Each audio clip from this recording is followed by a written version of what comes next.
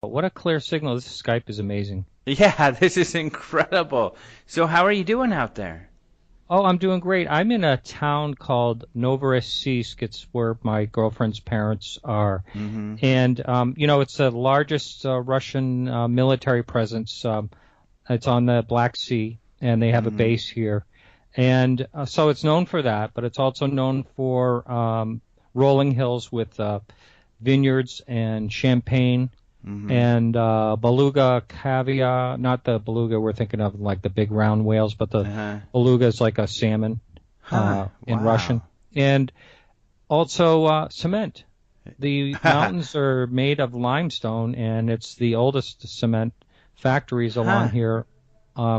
You can see they're stripping away the mountains, but it's a real beautiful area. The Black Sea is really beautiful. Wow. That's where that event, I think we talked about it last week, where that Polish video over the Black Sea and people assumed it was a Russian video and it was a whole mess. We did a UFO report on it. There must be a Right. real buzz in the community about that. They must be inundating you with questions about those UFO videos.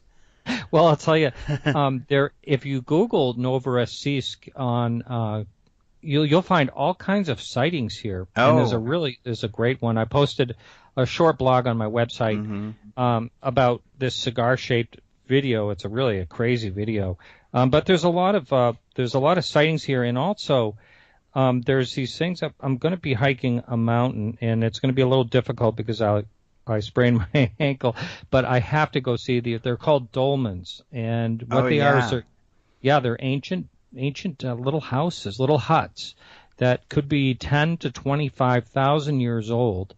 Now, and most of them have these little round holes where you can get in and out of them. Of course, I don't think I'm gonna go in one of them, but there's all kinds of local folklore here that there's there's UFO sightings around them all the time.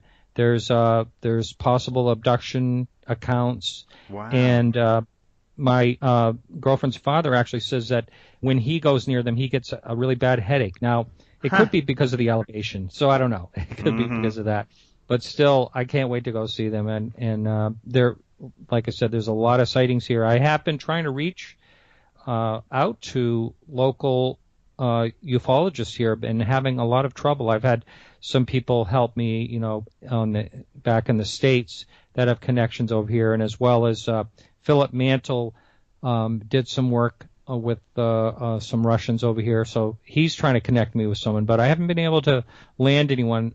I'd really like to talk UFOs while I'm here in Russia with someone. Yeah, that would be cool.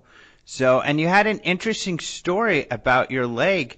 You hurt Well, yourself, and yeah, I had injured myself a month ago, and there's nothing like spraining an ankle and then re-spraining it. yeah, Oh, it ow, hurts so bad. But yeah. so my girlfriend, I get home and this is my girlfriend's mother. She grew up, I think it was Kazakhstan, and there was no plumbing in the house and no anything, so they lived off the land. So first thing she does, she shreds a cabbage. She takes the cabbage and she puts it in saran wrap, tightly wraps it around my ankle, and then an ace bandage over it. And I'm thinking, Mhm. oh, like, okay, all right, whatever. And ice was good enough for me, but the next day I could walk on it, and Wow. I don't know if maybe it's psychosomatic or something, but I'm doing actually really well. Awesome. I was thinking as you said that it would be funny, just if they were playing a trick on you. You have the foreigner, your daughter's boyfriend, you're already kind of, who's this joker? Yeah. Oh yeah, and be like, let's sure, if we let's put tell him cactus that on your works. leg. But it They works. could, It's working for you, huh? yeah. And by the way, you just kind of reminded me uh, we're not really liked that much here. Mm. I've been introduced to a few different people, and Americana, and on and on and on, and you hear the word Obama, and and then this woman actually said, I was standing on a cliff over the Black Sea taking a picture of my girlfriend, her, and the group that was standing there talking, and she said, I want to go over and push him off and kill him right now. About me. Wow. About you? Yes, Oh my because I was American. gosh. Because I was American. Wow. And my girlfriend she got such a kick out of it. She actually went up, she saw her again tonight and went up to talk to her tonight to get more. She just thought it was really funny. Oh, good. Yeah. At least, your girlfriend didn't get mad and want to throw her off the cliff. No. Wow, that's pretty wild. Well, be careful out there, buddy. That's right. Yeah. And then you said they have Open Minds blocked, huh? Our website? Yeah, you are, what do they call it? Geo-blocked. That sucks. Absolutely cannot get to your site. And I even took, you sent me a bunch of stories, and I took and I copied and pasted in Google to see if I could get to the website somehow that way. And I've tried all different browsers. Nothing works. I can't get to it. It just give comes me up. give me the number for the Department of Internet so I can give them a call and say, hey, unblock us, man. Yeah, I don't think you can get a hold of anyone here for any reason at all. They shut the hot water off. You only get hot water for 2 hours a day, and it's typical. It's really strange like that. Huh. But Poot does come here all the time to this town, at least once a month. Wow, really? Because of the base here. Yeah. Huh. Wow, cool. Well, cool. So it sounds like you're having a good time, and your Chihuahua's out there. Is he having a good time? He is, yes, and he's been flirted with by Russian Chihuahuas, but he does have his boundaries. So. Oh, there's Russian Chihuahuas? Oh, yeah, lots of them. I couldn't believe how many. Oh, how cool. That's really cool. Well, are they treating him nice, even though he's an American dog? Yeah, I don't think they're not really getting into it that much. It's like surface. They're meeting, and they're just not getting into conversations. Okay, right. So. They sniff each other, and they do have a great accent, though, when they bark. Yeah. Oh, cool. Yeah. Yeah, dogs are. We can learn a lot from Chihuahuas about relations, I think. But all right. Well, I guess I should mention who my guest is today. That's going to be Michael Twichell in just a minute. It's kind of a short interview because I guess the topic is not typically what we cover. It's more along the lines of technology. It's called Aether Gravity. So we did talk a bit about kind of its relations to ancient aliens, and that's where, local guy, nice guy, and he had come by. He's spoken at a couple Tesla tech conferences and shared his book with me, and he said he wanted to, he wants to talk about this relation of this kind of concept with ancient aliens. So I wasn't familiar with, concepts of the ether and energy and propulsion and things like that. So we talk about that, and that'll come up in a minute. But first, while we got you, let's talk some UFO news with Martin. Okay. Yeah. Well, I want to talk about your stomping grounds when you can get away out in San Diego. So earlier this month, several witnesses in San Diego observed mysterious lights in the sky that they couldn't identify. And this is one where they tweeted the heck out of this with their videos and everything. So, I want to talk a little bit about that, how social media is kind of changing this whole thing. Now, the guy actually gave his name. His name is Garrett Condor, and he's a high school sophomore.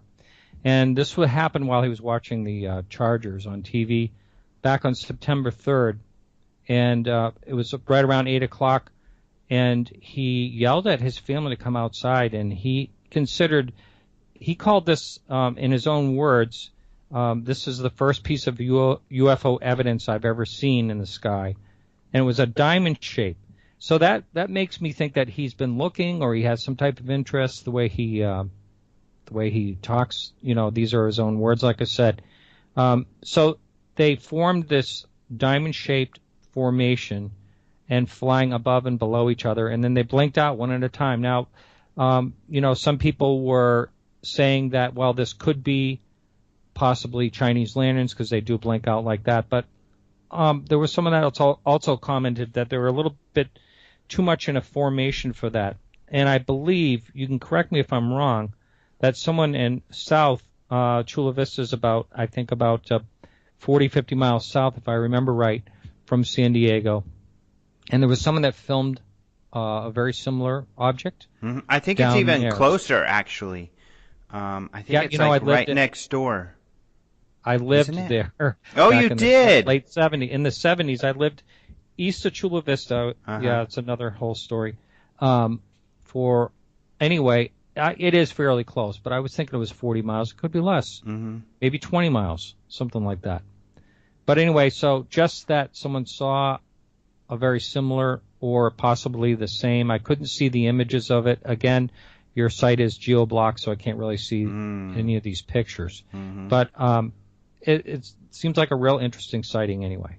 Yeah, it was kind of cool. You know, like you said, the kid seemed like he was into UFOs. So I went to go look at his Skype and see who or his Twitter account to see who he was communicating with and see if other people had told him on Twitter whether or not they had seen the sighting. And there was a whole Twitter conversation he had with a few people about it, including other witnesses like the Chula Vista one.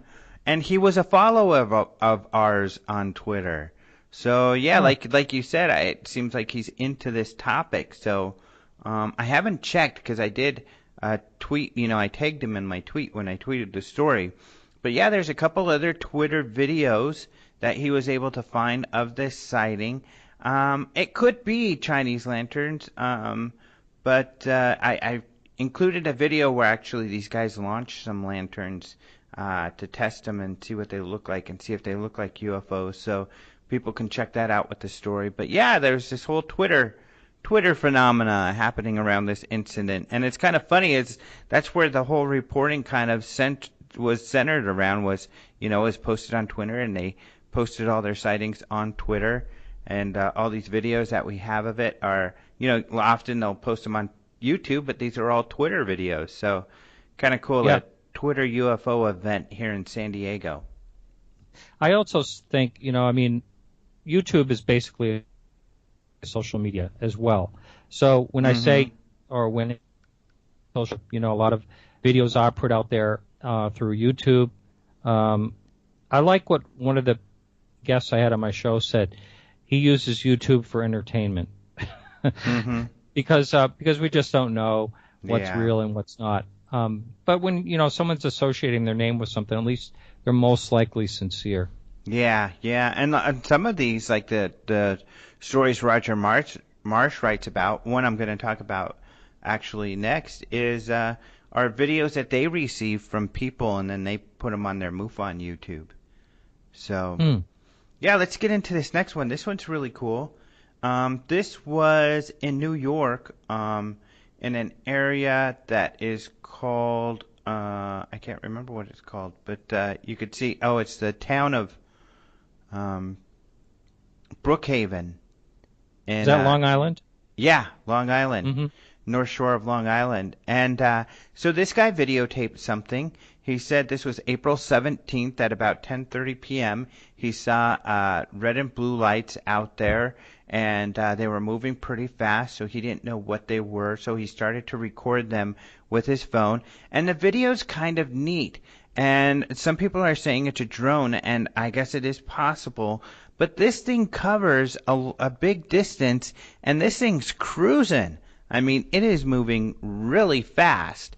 So you can see it in the video. So I think this video is interesting. Of course, it's moving too fast to be like a balloon or Chinese lantern. So I guess it could be a drone. But man, this thing is covering some distance and moving really fast. So pretty cool video that was posted, that we just posted. You probably haven't got to see it yet since you're in Russia, and Russia hasn't unblocked YouTube or our site yet.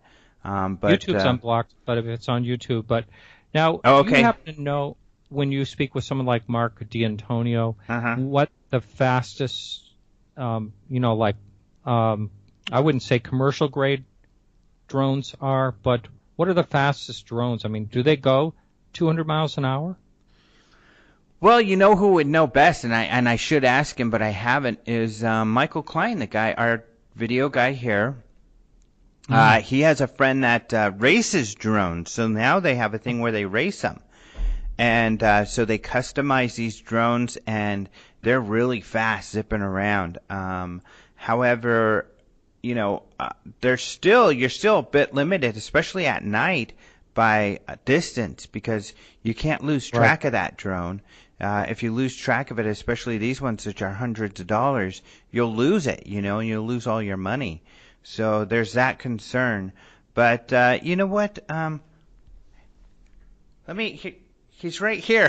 He just happened to walk by. I'll ask him real quick. Those racing drones? Yes. How fast do they go, you think? Oh gosh, they vary. What's the fastest? I've seen them. I feel like up to 60. Wow, up to 60 miles an Yeah, hour. So that's pretty good.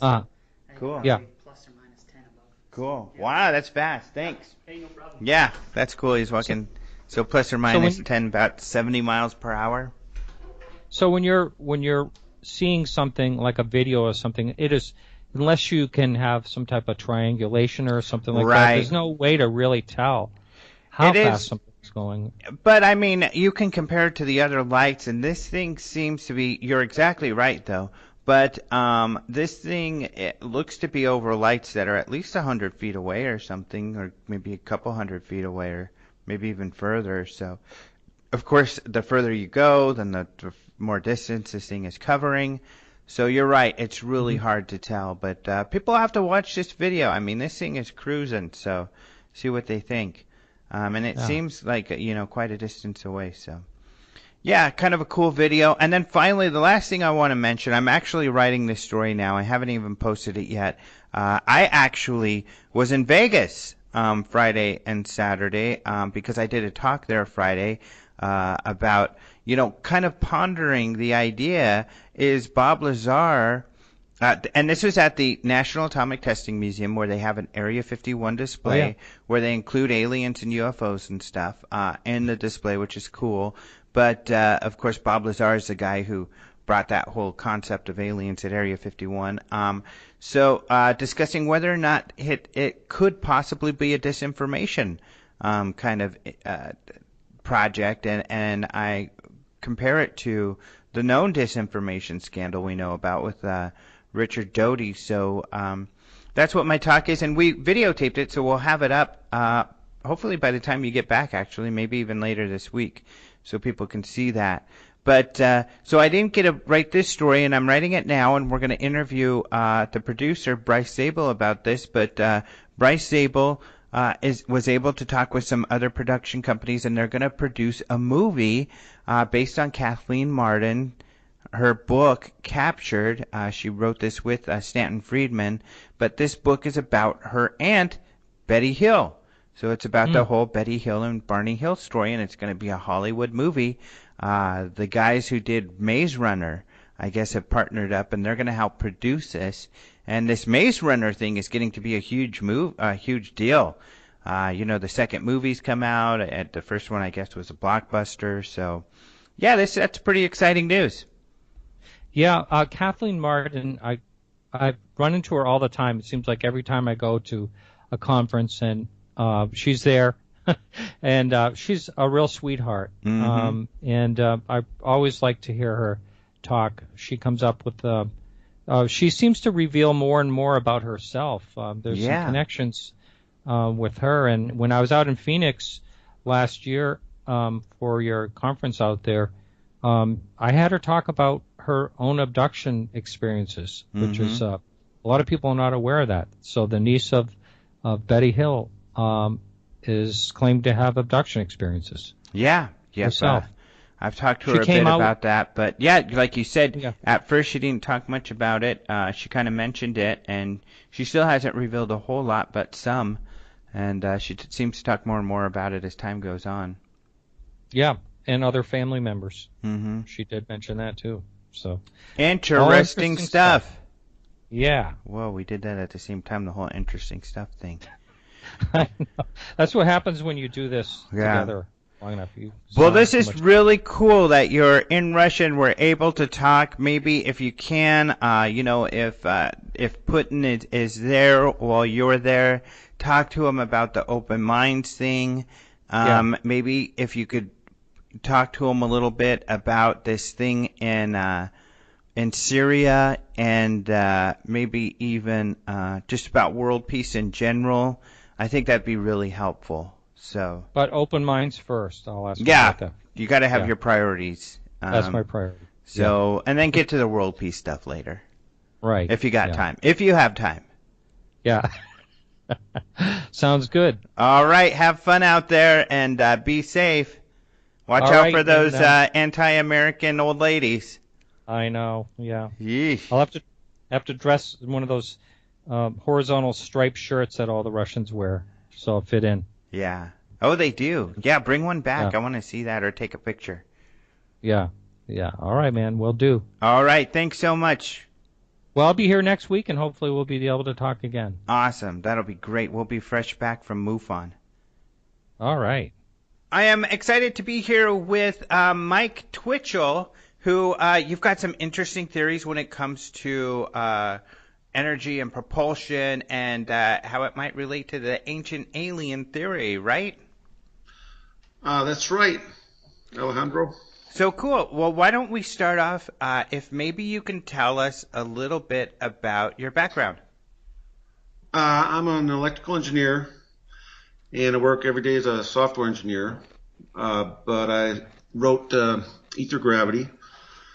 In about 2005, I started it, and then in 2011 finished it, and it's been for sale on Amazon.com. And for the last couple of years, I've spoke at the Tesla Tech Conference. Last year, I spoke on Aether Gravity, and then this year, I spoke on Ether Physics. So I'm just trying to promote Ether Gravity theory, and I think the Ancient Aliens show is awesome, and there's a lot of things on that show that really imply that ancient aliens had an influence on some of those stone carvings and how they levitated those giant stones using some sort of anti-gravity technology. And this theory sort of applies in those areas. So I guess going back to how did you begin to get interested in this topic? That's a good question. I had a vision, Alejandro. It was about 2005, and I had this vision of the biological universe, where the Milky Way was like the sort of the root tip of a plant, like and as the root tip of this plant was winding through the soil of the universe was the ether. And I knew that that everything that was alive, and the Milky Way was alive, needed nutrition to survive. So my vision was that the Milky Way was like the tip of a root of a plant root, and it was absorbing the soil around it through the xylem.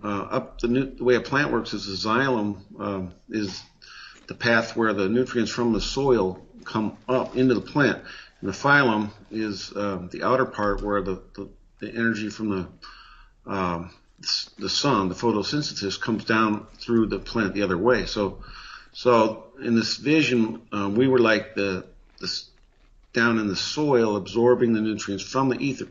And then once I used this model, I started to write about gravity, and everything just fell into place. I never found any gravitational phenomena that couldn't be explained with this theory. Wow, that's pretty interesting. When did this happen? When did you have this vision? 2005. Oh, really? So you had this vision, and you started writing the book then immediately? No, I went into it was not really what I would call a pretty situation. It was kind of a shock to my system. There was a couple of years where I stopped and I wrote a comedy screenplay, and then eventually I said, what, I better write this down, and I got the courage up to write it down, and then it was a giant. Well, I won't say giant book, but I wrote down a ton of stuff, and then I had to sort of peel back what went into the Aether Gravity book, because the stuff I wrote was about ether gravity and the biological universe.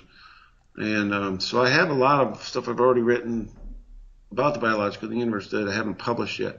But I thought that's not high priority as this ether gravity stuff, so I pulled out the ether gravity stuff from all that I had written and self-published this book I have on ether gravity.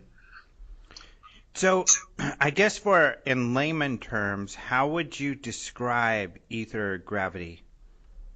Okay, so the ether is the tiny little particles that transmit light. They used to call it the luminiferous ether back in the day of before Einstein came out with this empty space model that is not valid. All the greatest scientists of the late 1800s knew about the ether. All the greatest scientists that studied electricity and electromagnetic fields and like Hertz, Ampere, Faraday, J.J. Thomson, all these great scientists thought there was an ether. Even Newton thought there was an ether. And so this ether is there, and this empty space model that Einstein came up with and explained away with his equations is invalid. You can't have, for instance, look at a black hole. A black hole is a hole in, what is it a hole in if there's nothing there to have a hole in? You can't have an empty space model. So the ether model says, basically, if you look at, like, for instance, the solar system, you look at it like a whirlpool of where the matter is absorbing the ether. That's the one thing that drives the theory. Just like the soil, just like I was saying, in the plant, the xylem absorbs the soil. Here we have the sun absorbing the ether. So and the earth is absorbing the ether. So that as the ether is moving in and being absorbed, it's stretching space around it.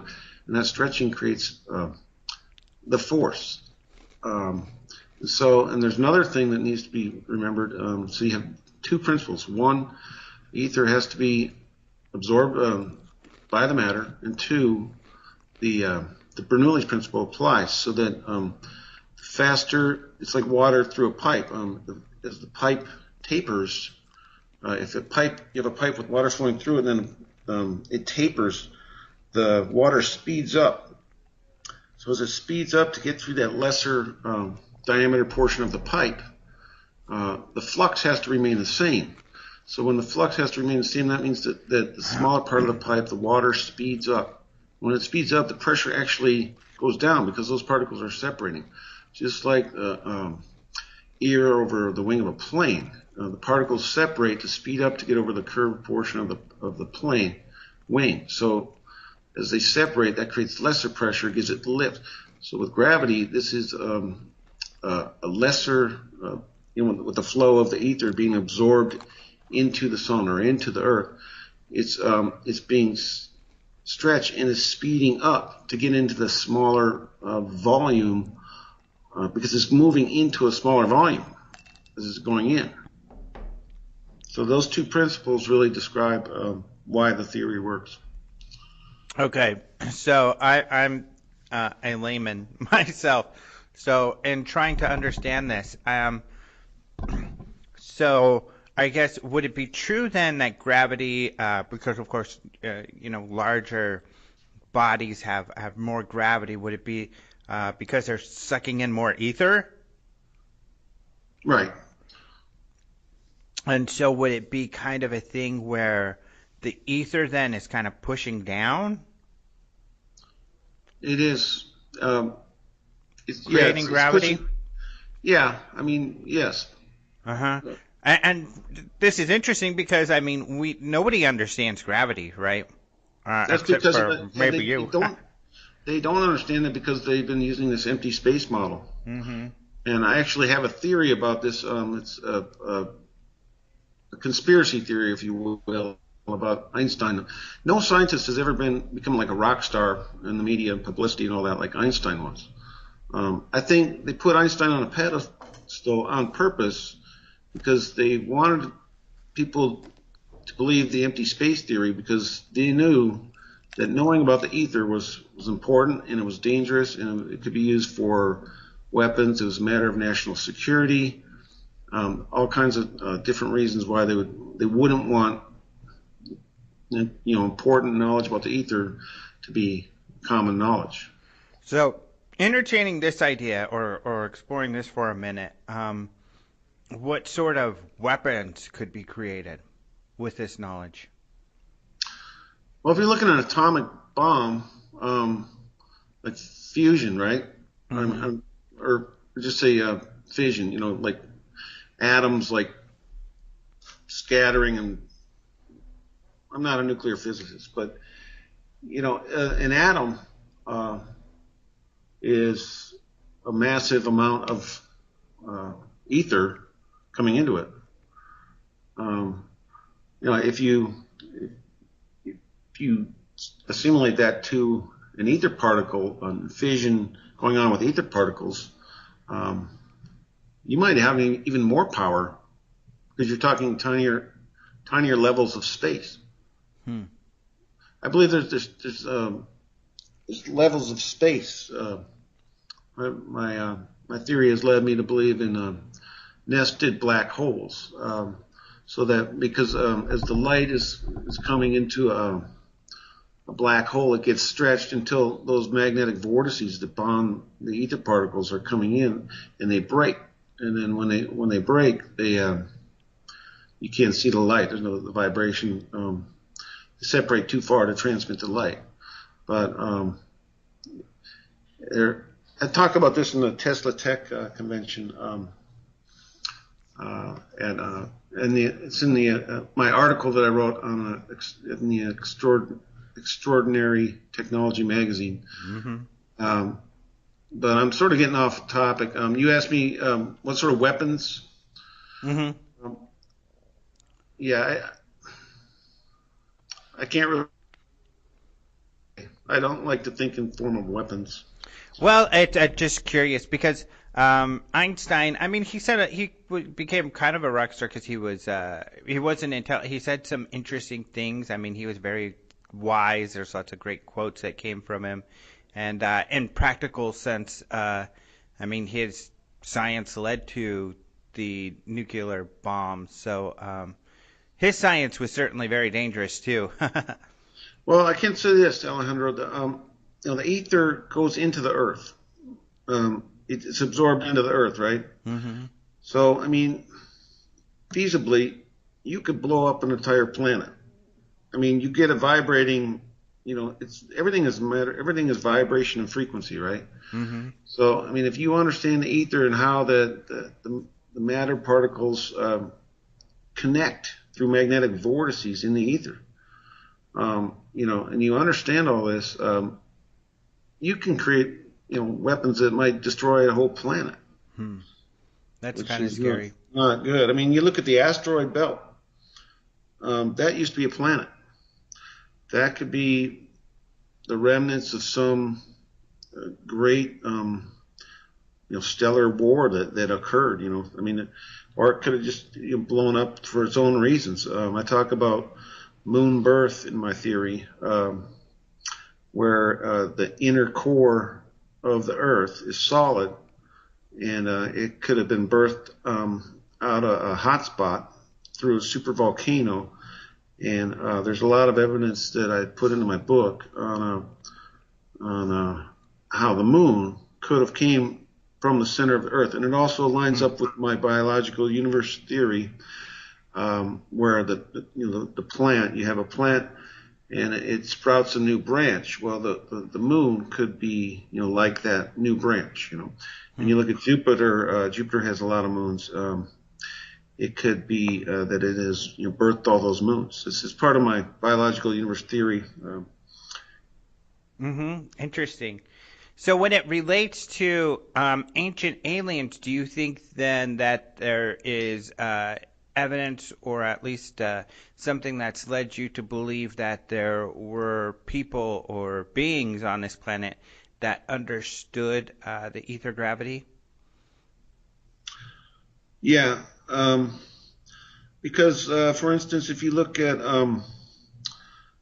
prehistoric Malta, the Tarxian temples made in 3100 BC, you see these limestone relief carvings, and you see 4 spirals, and then you see a hole at the center.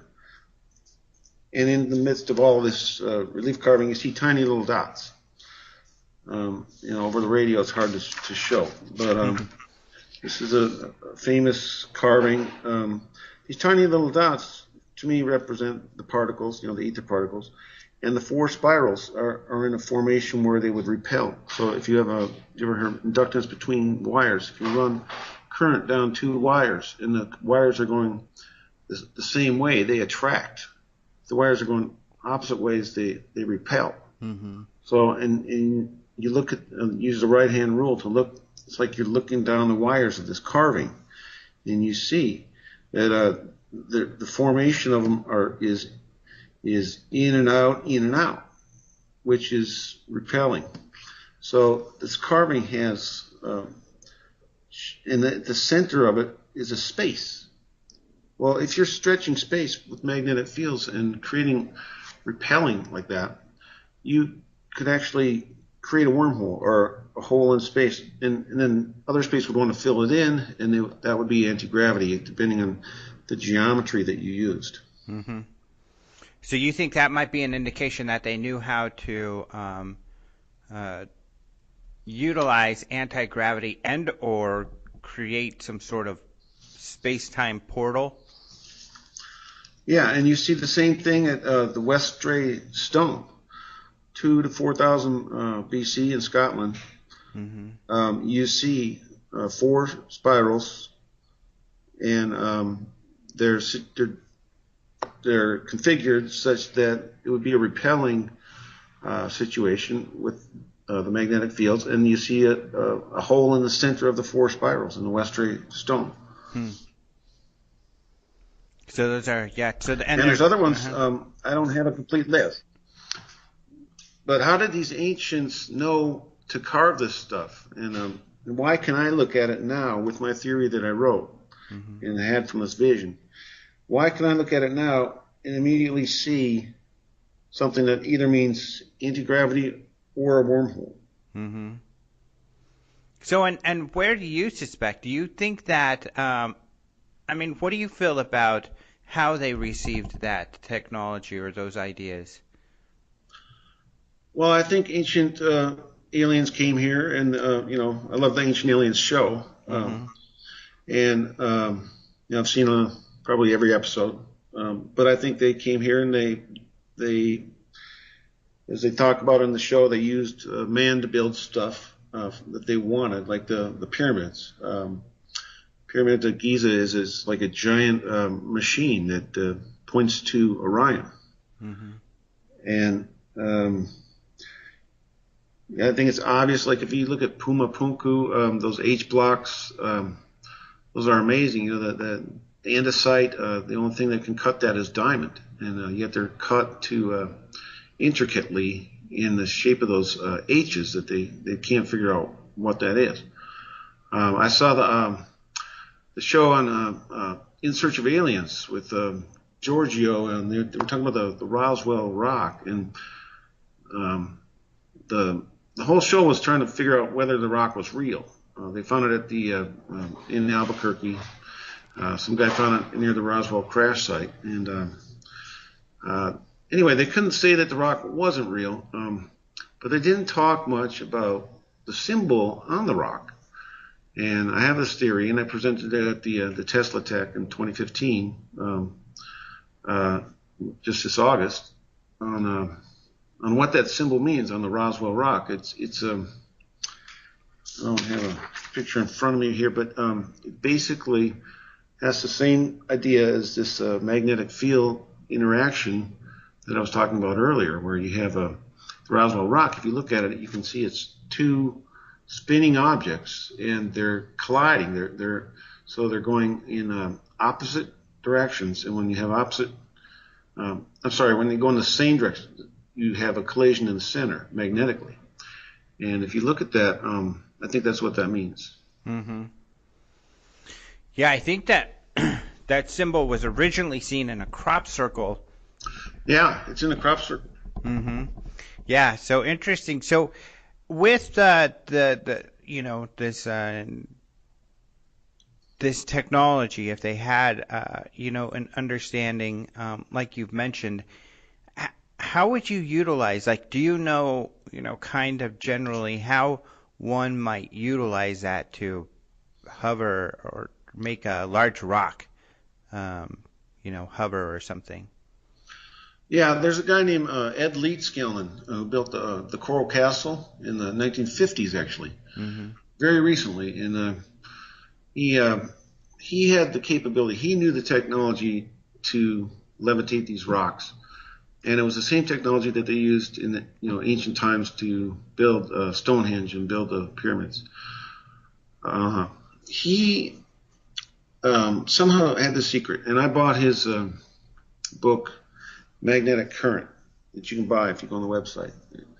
And it's interesting. The first thing you read in this book, it says, when you read this writing, face east, which catches you off guard when you buy a book and it says when you read this, face east, Mm-hmm. right? And I looked at the book and it was a little pamphlet, but one day I read it facing east, and I swear to God, I got more out of that time than I had in the previous times I'd looked at the book. Mm-hmm. But he goes into details of how to build certain equipment and use the equipment in certain configurations, and it's like a giant lab experiment, the whole book. So I can't say that I learned how to levitate those rocks from that book, but I know that what he does, he puts like a box at the top. It's like a tripod, I don't know, 10, 20 feet tall, maybe more. And then he has this big box that nobody knew what was in that box at the top. So you somehow vibrating the stone. You vibrate the stone to reduce its gravitational profile somehow. Because everything is vibration, and the ether is coming into the earth, it's being stretched. And it's just like a guitar string. If you pull it tighter, it vibrates faster. Mm-hmm. And as this ether is being stretched into the earth, it's being pulled tighter. And so it's vibrating faster, and it could be vibrating at the Schumann frequency, which is the resonant frequency of the earth, about 8 hertz. But there's something going on there with that, and I can't say that I know what it is. And if I did know, I don't know if I'd say it publicly, because I could start my own power company with the secret, right? You bring a rock up to the, you vibrate a rock, make it real light, you bring it up, and then once it gets heavy again, you let it fall down, it generates power, right? Mm-hmm. You got a $1 billion idea there. But so, do you think that's? I guess how would that work? I mean, how would just vibrating a rock make it hover or have less gravity? Yeah, Alejandro, I don't know. Uh-huh. I kind of told you most of what I know. Believe me, I think about this stuff, and I read things about it, and I'm hoping that one day the light bulb's going to go off. But yeah, it's because of what gravity is. You have the momentum of these particles coming down, and they have mass. Mm-hmm. But they also have frequency. Everything is a wave. Mm-hmm. It has to come down to what's the definition of force? Now you can say, force equals mass times acceleration, or force equals mass times what is it? G1, G2 over R squared, or the magnetic equation of force. But when you look at the full space model, I actually presented on this. I talked about this is a thing I came up with the tiddlywink theory. Mm-hmm.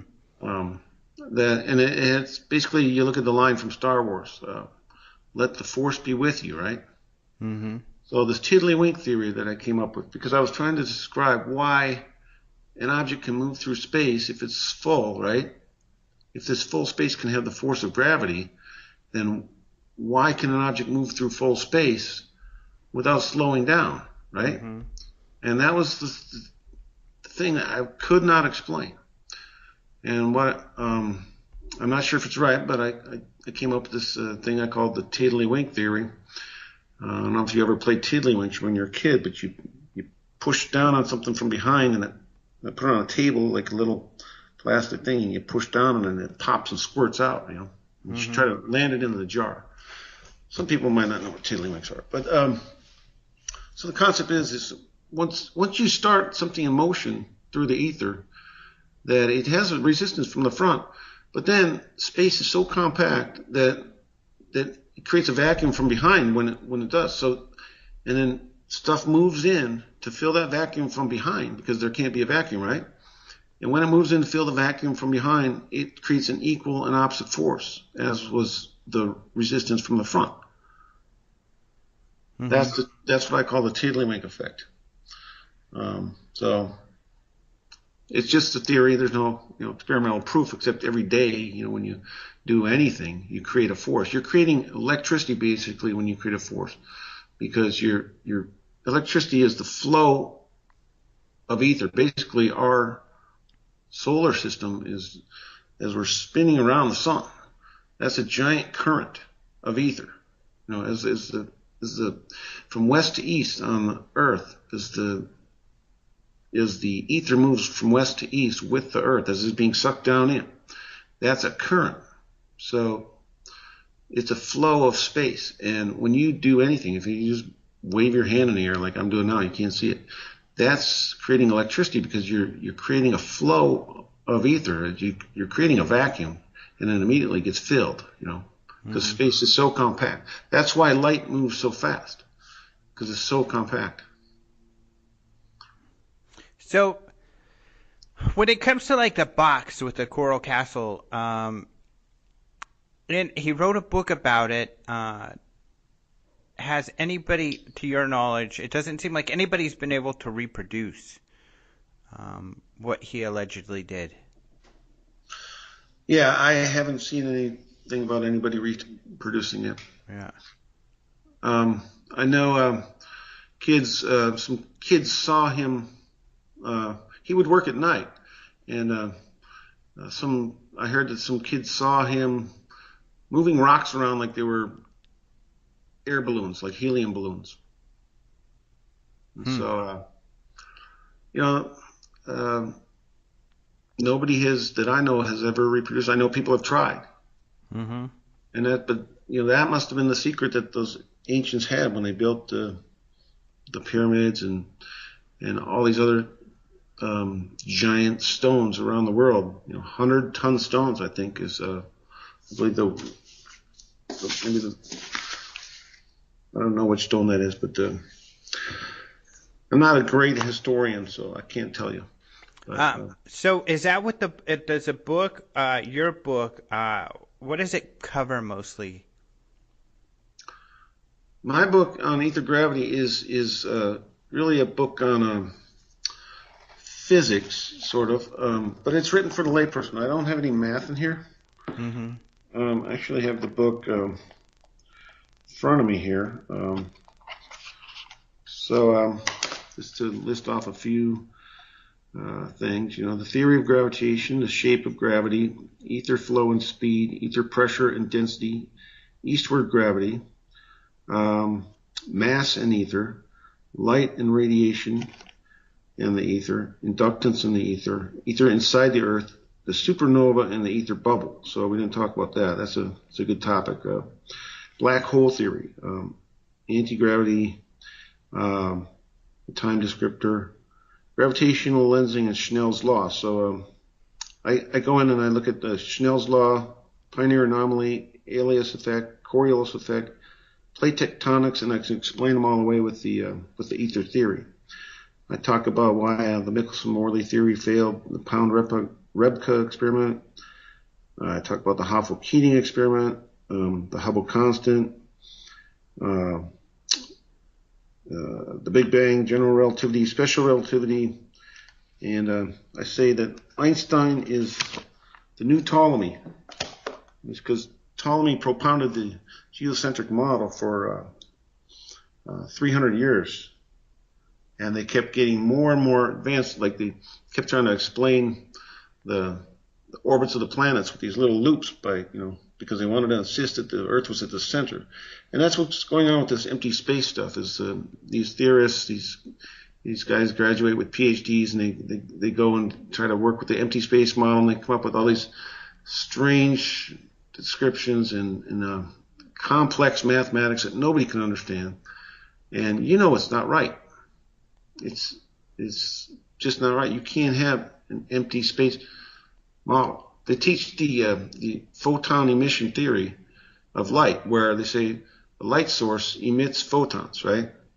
Really, the light source is immersed in photons, if you call photons ether particles, and that light source is creating a vibration in the space around it, in the ether, in the photon sea that it's immersed in, and it vibrates it. That's what you see as light. They talk about the photon emission theory, which is completely wrong. So you mentioned earlier about the supernova thing, and that was an interesting topic. Yeah, it is, because if you look at the volume of a sphere, and you imagine that it's immersed in the sea of ether and that it's absorbing the space around it, right? So what happens is a geometry thing, because the volume of the sphere is 4/3 pi r cubed, but the surface area of the sphere is 4 pi r squared. So you have a factor of r difference. And what happens, I believe, and if you look at supernovas and black holes, you should believe it too, is that the ether cannot get to the center. It runs out of ether that it's absorbing, because as the thing that's absorbing the ether gets too big, too massive, now suddenly you reach a point where it cannot reach the center. And at that point, you basically have no light, because you can't have vibration of the ether, which is light. So there is, but I believe the sub-ether gets through. And the sub-ether, I believe, can transmit superlight, which is way, way faster than the light. So if you look at the inner core of the Earth, right, it's supposed to be solid. They've determined this through seismic events on the surface of the Earth, the P waves and the S waves. They can somehow tell that there's an outer liquid magma outer core to the Earth, and there's an inner solid core. How can you have a solid inner core in the middle of boiling hot lava around it in the outer core? It would melt, right? You say, oh, it's too dense. It just doesn't melt because it's too dense. Well, I think what it tells us is that the ether is not getting to the core, because the ether is the medium to transmit heat. So this backs up my theory, and it explains the inner core, I think. And it also explains plate tectonics from the west to east. If you imagine the Earth is spinning west to east, right? You're riding in a river of ether from west to east right now. In Phoenix, we're going 700 miles an hour from west to east. The ether is above ground and below ground as it goes west to east. But eventually, because it's a whirlpool of ether, it will be going faster from west to east as it gets closer to the center of the Earth. So that makes a sort of a tension or a friction between the layers, which can create the heat and explain plate tectonics too. Okay. And it explains the Coriolis effect as well, where we see that in the northern hemisphere you see counterclockwise hurricanes. In the southern hemisphere you see clockwise hurricanes, because the gravity is the strongest at the equator as the Earth is spinning. And as that motion, it's like more stretching of space that around the equator. So things will come to rest in that plane. Look at Saturn and Saturn's rings. Saturn's rings are flat. Why are they flat? Why are spiral galaxies flat? Because that's the center of rotation, and as that object rotates the ether, is spinning with it, it's like that thing I talked about with the plane wing or the pipe and the water going through it. It's moving faster along the plane of rotation. So as it's moving faster, that creates lesser pressure, just like the particles stretch to over the wing of a plane. It's basically creating lift. It's an electromagnetic lift, and things come to rest in that plane. So, are there any practical applications of your theories that maybe can demonstrate it? Or, for example, if they had these technologies and they were able to use them in the past, shouldn't anyone with knowledge be able to reproduce or at least apply these theories to even make something small hover or create a portal like they might have been doing in the past that you feel they're doing in these images? I don't know. It could be that the men in black are snuffing out anybody who comes close to the prize. I don't know where this technology went. Somewhere along the way, the technology was lost. And, it doesn't make sense why the technology was lost. Mm-hmm. But it's lost. But you hope to find it again. Yeah, I hope to be able to design an anti-gravity device using this theory or knowledge, because you can't.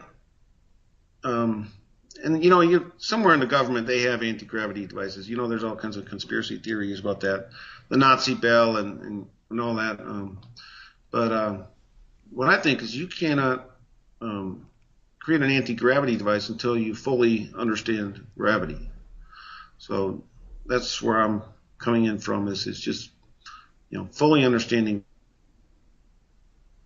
I think driving an hour in the car each way, waiting in traffic across Phoenix for 15 years, forced me to want to have a car that goes up and over and out of the traffic. Mm-hmm. I want to be able to put a garage door on the ceiling of my garage. And, if I go to New York and I go on vacation, I forget my toothbrush, I want to be able to, fly back in 5 minutes and get my toothbrush in my anti-gravity machine. And do you think have you begun that, or do you think you're close to being able to begin to work on some kind of prototype of a device? Yeah, I'm in the theory stage now. It would help if I, had some funding and stuff. I just, I work full time as a software engineer. What I do in my free time. I'm just waiting for the light bulb to go off. Mm-hmm. I think about this stuff. I used to think about it in my truck a lot when I was driving to work. That was my think tank. I was like thinking about the stuff when I was tying my shoes. Any time during the day where I was just like brushing your teeth or when I'm picking up the dishes or something like that, you can think about stuff. Instead of just thinking about worrying about your bills or something. I was thinking about this theory. And I made great advancements just by constantly thinking about it. They said Einstein was not really smarter than the other people. He was just able to focus on the same problem for a long, long time. Mm-hmm. And that's sort of what I've been doing here. I'm trying not to, drop the ball. I'm just trying to keep moving forward Mm-hmm. all the time. So what is the next step for you? Are you going to write another book, or are you going to begin to work on applying your theories? Yeah, I'm trying to take the biological universe stuff that I wrote before and get it cleaned up, edited, and ready for publication. So I'm doing that. I'm also designing. I'm trying to design that's kind of silly, but I went to this Tesla Tech conference, and these guys had built these things that were $30,000, $40,000 with their own money, Mm. And I thought, it doesn't have to be that hard or that expensive, So what I want to do is just design something small, like a toy. Mm-hmm. Start out with a toy with the technology that needs to be in for the anti-gravity. It doesn't have to be big, Everyone thinks it's got to be big. I don't think it has to. That makes sense. Well, cool. Well, thank you very much for joining us today. Yeah, thank you, Alejandro. I really, really appreciate this. And I hope my message gets out there. You can find my book at Amazon.com. It's called Aether Gravity, Mike Twichell. And do you have a website? Yeah, MikeTwichell.com. Okay. All right, great. Also, my article is being published on ScienceToSage.com. Okay. The article that I wrote is out there. Well, it's going to be out there. And that's about it. I spoke at the Tesla Tech Conference in Albuquerque the last 2 years, and those DVDs are available on the Tesla Tech website. And that's about it. All right, great. Well, thanks again. Okay. Thanks, bud. Appreciate it. All right. Well, thank you so much to Mike Twichell for doing the show with us. Kind of interesting stuff. So if you're interested in this, go look him up. Go Google Aether Gravity, which is his book. And that is spelled Aether Gravity. And that is Michael Holt Twichell. And Twichell is just kind of how it sounds, Twichell. So check him out if you are interested in this sort of thing. And thank you so much to Martin for being able to take time. It's really late out there, too. It's like, hours and hours later, even though it's the early afternoon right now here, it's like middle of the night there. So thanks so much to Martin for joining us and talking news with us all the way from Russia. Really cool. Thank you all for listening. And remember the UFO Congress coming up. We're almost done with the early registration, or super early bird, because it's still a few months out for the conference. So super early bird registration ends at the end of this month, so just a little more than a week away. So if you want to go to the conference at the cheapest price you can go, then go register right now. And you know what? I'm just going to say it, guys. And, our conference, even once the super early bird is over, to be honest, costs less than every other conference, well, most other conferences out there, the vast majority. And we're like the only one that's longer than a weekend.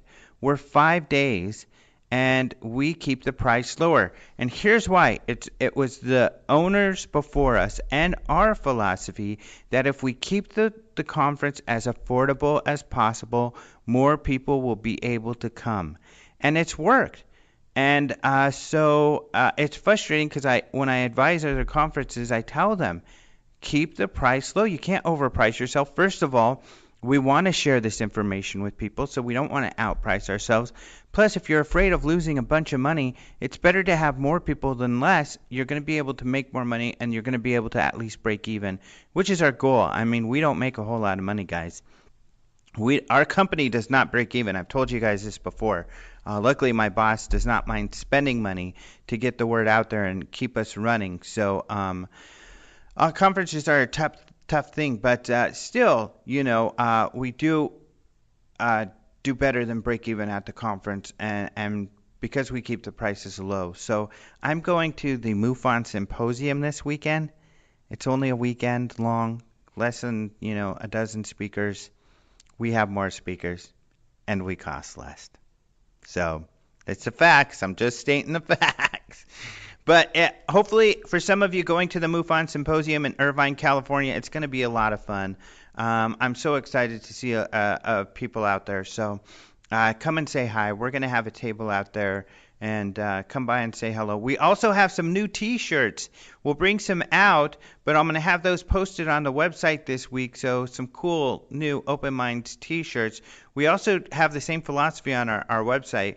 Our DVDs for our lectures are less than anybody else selling DVDs, because especially a DVD, you can't charge people 20, 25 bucks for those. That's crazy. That's a lot of money.